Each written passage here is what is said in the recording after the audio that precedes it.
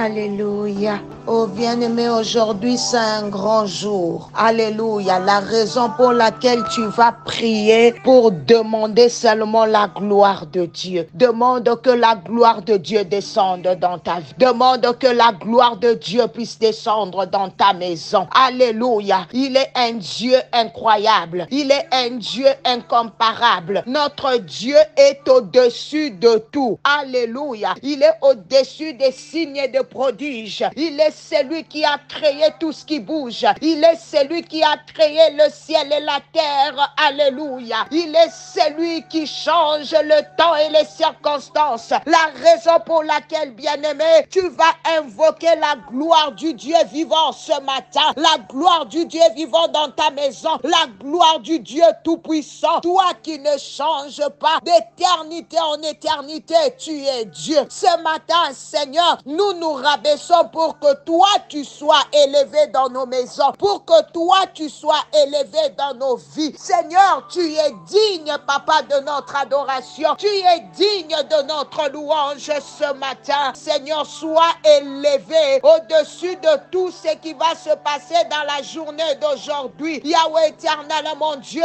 et mon roi, le Créateur incréé, toi qui as créé l'univers et tout ce qui s'y trouve. Seigneur, Dieu du ciel et de la terre, toi qui n'habites pas, Seigneur, de temple bâti des mains d'hommes. Oh mon Dieu, oh mon roi, je t'exalte, je te loue éternel ce matin et je viens demander, Seigneur, que tu descendes ta gloire au milieu de ton peuple, que tu descendes ta gloire dans nos vies, que tu descendes ta gloire dans nos maisons au nom de Jésus. Alléluia. Ce matin, bien-aimé, j'aimerais continuer l'enseignement sur la chair. Bien-aimé, la chair caractérise aussi la nature pécheresse à laquelle le croyant est totalement identifié avant sa nouvelle naissance. La chair se nourrit du péché. Elle s'appuie sur le corps du péché afin que le corps du péché puisse faire tout ce qu'il lui demande. Mais ce matin, par la grâce de Dieu, j'aimerais aussi m'appuyer sur un point. Je veux te parler un peu du corps parce que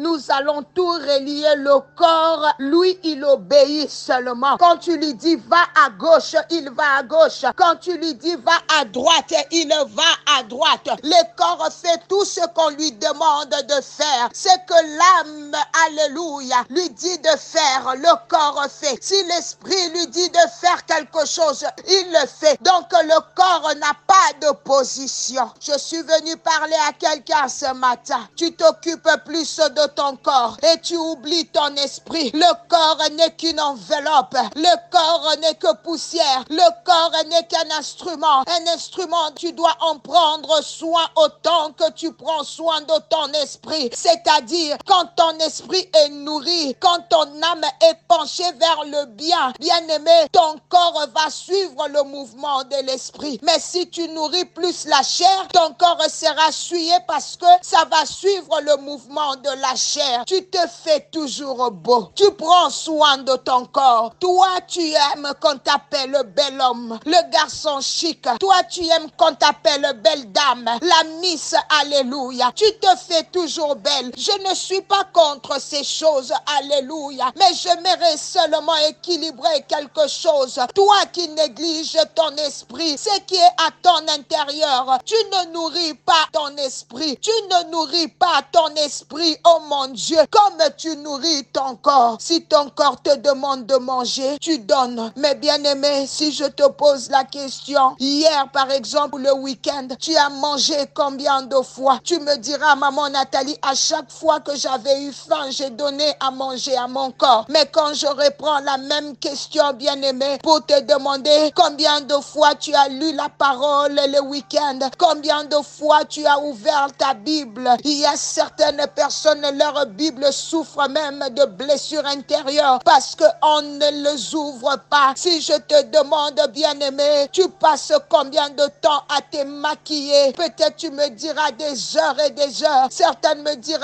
des minutes, je passe du temps. La raison pour laquelle je suis toujours en retard au travail, alléluia. Bien-aimé, tu te mires combien de fois? Mais quand je te pose une question qui vient de Dieu, tu pries pendant combien de minutes? Tu pries pendant combien de temps? Tu te te regardes parce que tu veux que les gens te regardent et qu'ils t'apprécient. Tu as nourri le corps, mais tu n'as pas nourri l'esprit. Et une personne comme ça, automatiquement, bien-aimé, je dirais qu'elle est dirigée par la chair, parce que ton esprit est faible, parce que la chair a une plus grande dimension que ton esprit. Alors la chair va te diriger parce que la chair domine. Oh mon Dieu, oh mon roi, je nourris ma chair et elle s'épanse vers le péché. Elle s'épanse vers le corps du péché. Oh mon Dieu, je veux parler à quelqu'un ce matin. Le corps ne reçoit que ce qu'on lui donne. Si la chair donne au corps, bien aimé, il va recevoir. Le même corps peut aller dans les boîtes de nuit. Le même corps peut aller à l'hôtel, dans des bars. Mais aussi, bien aimé, les mêmes corps, si l'esprit lui dit, réveille-toi pour prier, ou encore qu'on aille à l'église, bien aimé, le corps va obéir parce que ça n'a pas d'opposition. Tout ce que Dieu nous a donné, bien aimé, il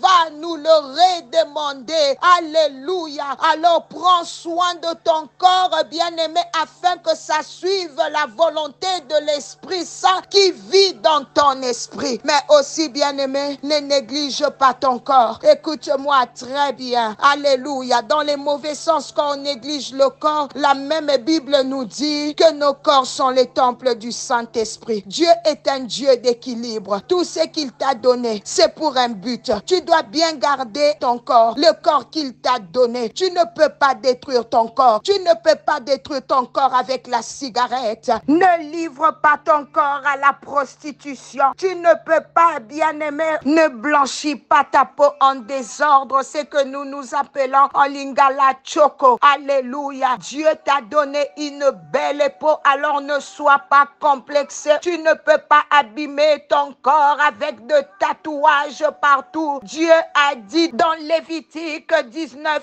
verset 28, vous ne ferez pas d'incision dans votre chair pour un mort et vous n'imprimerez pas de tatouage sur vous. Je suis l'Éternel.